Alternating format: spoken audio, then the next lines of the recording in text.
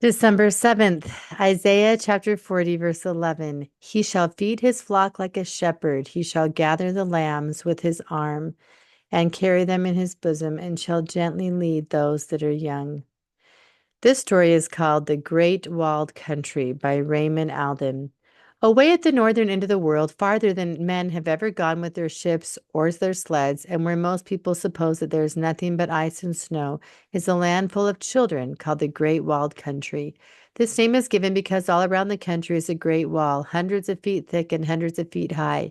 It is made of ice and never melts winter or summer, and of course it is for this reason that more people have not discovered the place. This land, as I said, is filled with children, for nobody who lives there ever grows up. The king and queen, the prince and the courtiers all may be as old as you please, but they are children for all that. They play a great deal of the time with dolls and tin soldiers, and every night at 7 o'clock have a bowl of bread and milk and go to bed. But they make excellent rulers, and other children are well pleased with the government. There are all sorts of curious things about the way they live in the great walled country, but the story is only of their Christmas season. One can imagine what a fine thing their Christmas must be so near the North Pole, with ice and snow everywhere, but this is not all. Grandfather Christmas just lives on the north side of the country so that his house leans against the Great Wall and would tip over if it were not for its support. Grandfather Christmas is his name in the Great Walled Country. No doubt we should call him Santa Claus here. At any rate, he is the same person, and best of all the children in the world, he loves the children behind the great wall of ice. One very pleasant thing about having Grandfather Christmas for a neighbor is that in the Great Walled Country, they never have to buy their presents for Christmas. Every year on the day before Christmas, before he makes up his bundles for the rest of the world, Grandfather Christmas goes into the great forest of the Christmas trees that grows just back of the palace of the king of the Great Walled Country and fills the trees with candy and books and toys and all sorts of good things. So when the night comes, all the children wrap up snugly while the children in other lands are waiting in their beds and go to the forest to gather gifts for their friends. Each one goes by himself so that none of his friends can see what he has gathered, and no one ever thinks of such a thing as taking a present for himself. The forest is so big that there is room for everyone to wander about without meeting people from from whom he has secrets, and there are always enough nice things to go around. So Christmas time is a great holiday in that land, as it is in all the best places in the world. They have been celebrating it this way for hundreds of years. And since Grandfather Christmas does not seem to grow old any faster than the children, they'll probably do so for hundreds of years to come.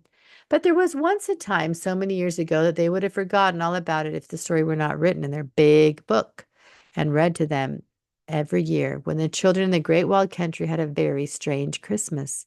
There came a visitor to the land. He was an old man and the first stranger for many years that had succeeded in getting over the wall. He looked so wise and was so much interested in what he saw and heard that the king invited him to the palace, and he was treated with every possible honor. When this old man had inquired about their Christmas celebration and was told how they carried it on every year, he listened gravely, and then, looking wiser than ever, he said to the king, "That is all very well, but I should think that children who have Grandfather Christmas for a neighbor could find a better and easier way. You tell me that you all go out on Christmas Eve to gather presents to give to one another the next morning.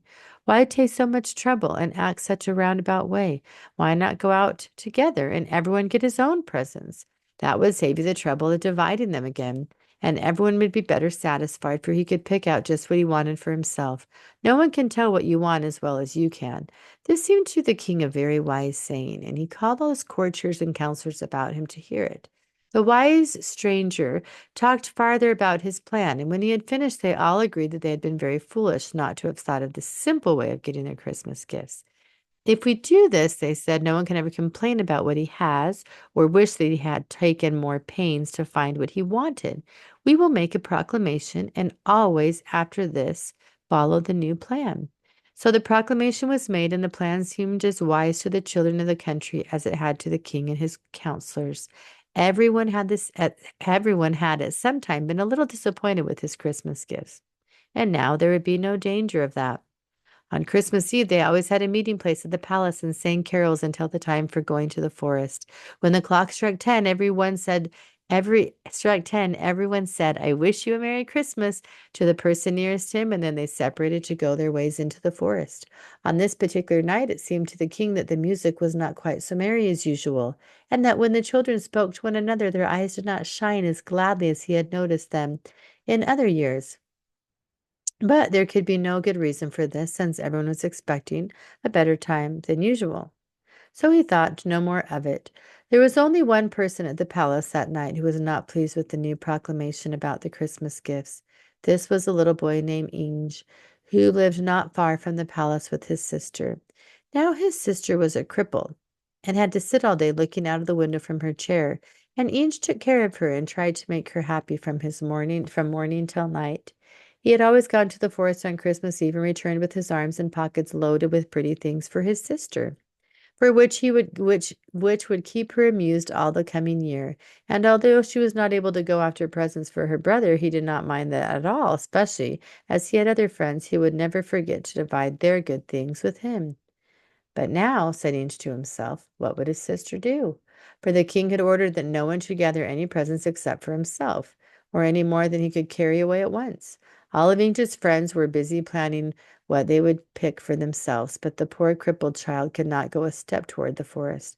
After thinking about it a long time, Inge decided that it would not be wrong if instead of taking gifts for himself, he took them all together for his sister. This he would be very glad to do. For what did a boy who could run and play about in the snow care for presents, compared with a little girl who could only sit still and watch others having a good time? Each did not ask the advice of anyone, for he was a little afraid others would tell him he must not do it, but he silently made up his mind to not obey the proclamation. And now the chimes had struck 10, and the children were making their way toward the forest, in starlight that was so bright that it almost showed their shadows on the sparkling snow. As soon as they came to the edge of the forest, they separated, each going by himself in the old way, though now there was really no reason why they should have secrets from one another. 10 minutes later, if you had been in the forest, you might have seen the children standing in dismay with tears on their faces and exclaiming that there had never been such a Christmas Eve before. For as they looked eagerly about them to the low bending branches of the evergreen trees, they saw that nothing hanging from them could not be seen that nothing hanging from them that could be seen every day in the year could not be seen every day in the year. High and low they searched, wandering farther into the forest than ever before, lest Grandfather Christmas might have chosen a new place this year for hanging his presents. But still no Christmas presents appeared. The king called his counselors about him and asked them if they knew whether anything of this kind had happened before. But they could tell him nothing. So no one could guess whether Grandfather Christmas had forgotten them or whether some dreadful accident had kept him away. As the children were trooping out of the forest, after hours of weary searching, some of them came upon little Inge, who carried over his shoulder a bag that seemed to be full to overflowing. When he saw them looking at him, he cried, Are they not beautiful things? I think Grandfather Christmas was never so good to us before. Why, what do you mean? Cried the children. There are no presents in the forest. No presents, said Inge. I have my bag full of them. But he did not offer to show them because he didn't want the children to see that they were all for his little sister instead of for himself. Then the children begged him to tell him what part of the forest he had found his presents, and he turned back and pointed to them the place where he had been. I left many more behind than I brought away, he said.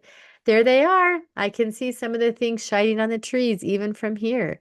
But when the children followed his footprints in the snow to the place where he had been, they still saw nothing on the trees, and thought that each must be walking in his sleep and dreaming that he had found presents. Perhaps he had filled his bag with the cones from the evergreen trees. On Christmas Day there was sadness all through the great wild country, but those who came to the house of Inge and his sisters saw plenty of books and dolls and beautiful toys piled up about the little cripple's chair, and when they asked where these things came from, they were told, Why, from the Christmas tree forest, and they shook their heads, not knowing what it could mean. The king held a council in the palace and appointed a committee of the most faithful courtiers to visit Grandfather Christmas and see if they could find what was the matter. In a day or two, more of the committee set out on their journey. They had very hard work to climb the great wall of ice that lay between their country and the palace, or the place where Grandfather Christmas lived. But at last they reached the top, and when they came to the other side of the wall, they were looking down into the top of his chimney. It was not hard to go down this chimney into this house. When they reached the bottom of it, they found themselves in the very room where Grandfather Christmas lay fast asleep. It was hard enough to wake him, for he always slept 100 days after Christmas work was over, and it was only by turning the hands of the clock around 200 times that the committee could do anything. When the clock had struck 12 times to 200 hours, Grandfather Christmas thought it was time for his nap to be over, and he sat up in bed, rubbing his eyes. "Oh, sir," cried the prince who was in charge of the committee, "we have come from the king of the great walled country, who has sent us to ask you why you forgot us this Christmas and left no presents in the forest." "No presents?" said Grandfather Christmas. "I never forget anything. The presents were there. You did not see them, that's all." But the children told him that they had searched long and carefully, and in the whole forest there had not found a thing that could be called a Christmas gift. "Indeed," said Grandfather Christmas. "And did little Inge, the boy with the crippled sister, find none?" Then the committee was silent, for they had heard of the gifts at Inge's house and did not know what to say about them. "You had better go home," said Grandfather Christmas, who now began to realize that he had been awakened too soon. "And let me finish my nap. The presents were there, but they were never intended for children who were looking only for themselves. I am not surprised that you could not see them. Remember that not everything the wise travelers tell you is wise." And he turned over and went to sleep again. The committee returned silently to the great walled country and told the king what they had heard. The king did not tell the children of the land what Grandfather Christmas had said, but when the next December came, he made another proclamation, bidding everyone to seek gifts for others in the old way in the Christmas tree forest. So that is what they have been doing ever since, in order that they may not forget what happened in any case one should ever ask for another change. They have read to them every year from the big book their story of time when they had no Christmas gifts.